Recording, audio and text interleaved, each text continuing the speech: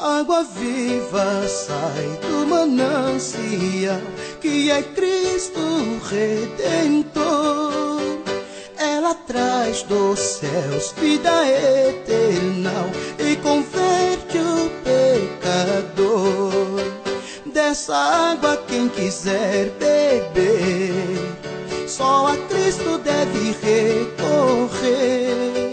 Outras águas nos fará perecer, mas a de Jesus nos faz viver.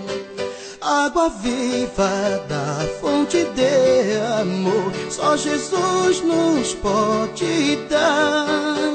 Dele vem perdão para o pecador que deseja se salvar. Dessa água quem quiser beber, só a Cristo deve recorrer.